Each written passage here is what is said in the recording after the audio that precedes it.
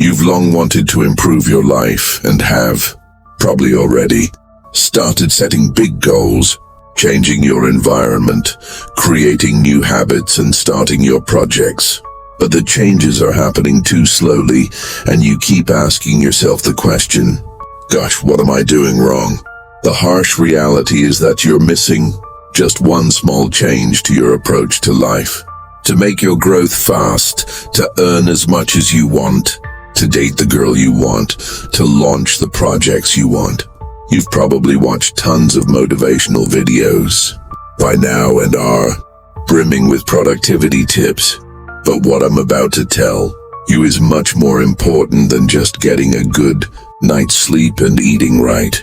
This approach is a complete set of useful habits that will change your life and help you to stop talking about your plans and dreams and turn all your plans into reality. Today you're going to learn about ghost mode. In order to master ghost mode, you need to follow 5 rules that I have personally experienced and changed my life. Sort out your social connections. Identify a few people who are in your close social circle, and don't sputter around socializing with random people in your life. Don't waste time answering people you met a week ago at a hangout. That's going to distract you. Many people fear loneliness because they mistake it for a lack of interest in themselves.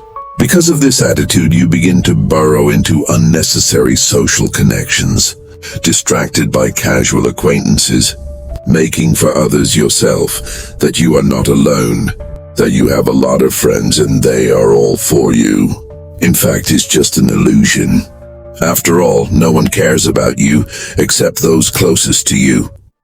In the end, instead of taking care of yourself and becoming the person you wanted to be, you spend all day long playing video games, drinking beer, smoking and just talking about nothing with your fake friends.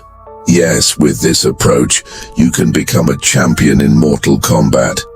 But is this the champion you wanted to be?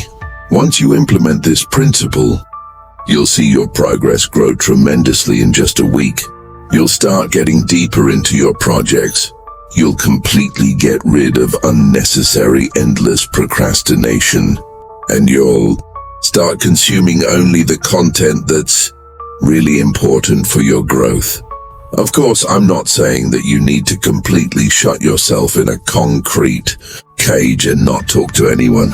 What I am saying is that you need to keep only close and trustworthy people in your circle who you may not see that often, but who are really rooting for you and your success. The second rule is to aim for one goal. After all, choosing one specific goal allows you to focus all of your resources and skills in one place. It's like focusing a camera. The clearer and more precise your goal is, the richer and brighter the result will be.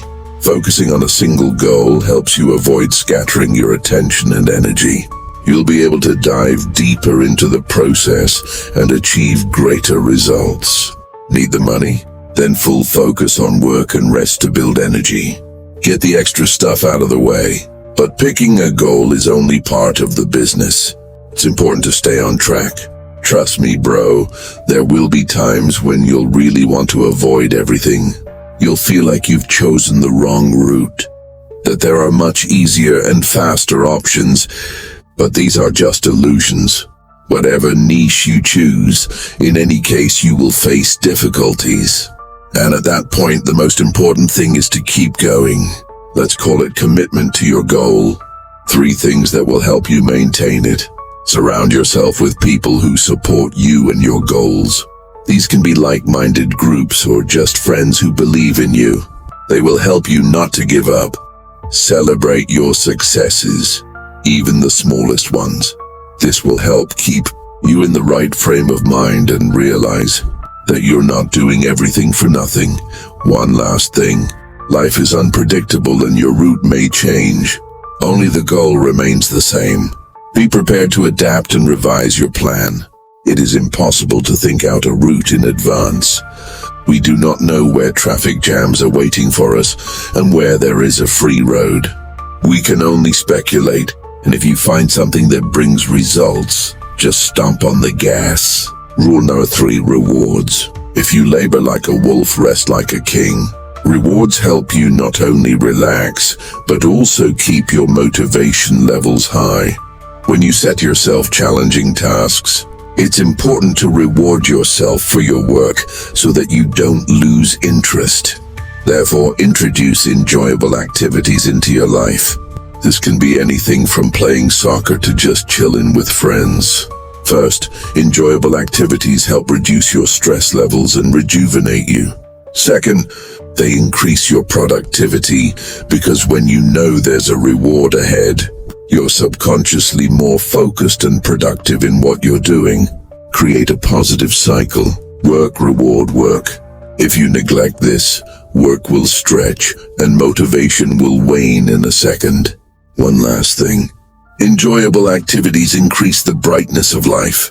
After all, you don't live to work. You work to live the way you want to live. And that's why you have to start living the life you want today. Otherwise, you'll turn into someone who hates everything that happens. But introducing enjoyable activities requires a conscious approach. Otherwise, you'll either bail on them in the long run or sink into total chill. The first thing that should start your week's planning is rest. One total day off and a nice activity for a few hours each day. Second, combine work with hobbies. Try to integrate your hobbies into your workflow. For example, listen to music while you work or take breaks for short sports activities. And third, create a reward system. Set small rewards for completing small tasks. Something simple like a 10-minute coffee break.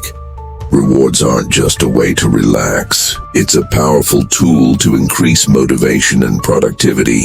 Now for the 4th rule, no overload in the morning. Imagine a morning where you wake up with no alarm clock, no rush, and no stress. Instead of diving straight into work stuff, devote your time to activities that bring you joy and inspiration. These moments will provide a necessary contrast to the busyness of work, helping you to recover and re-energize and recharge with positive energy for the day. Start your morning with a practice or meditation. Take 15-20 minutes to focus on your breathing, relax your body and calm your mind.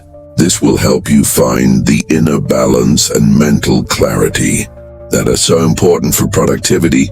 Then make yourself a cup of flavored coffee or tea and sit in silence, watching the sunrise or simply reflecting on the day ahead.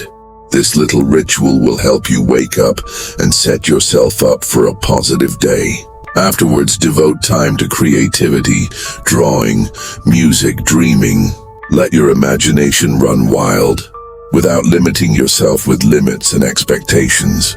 This will help you discover new facets of your personality and find a source of inspiration for the day. And be sure to make time for a walk in the fresh air.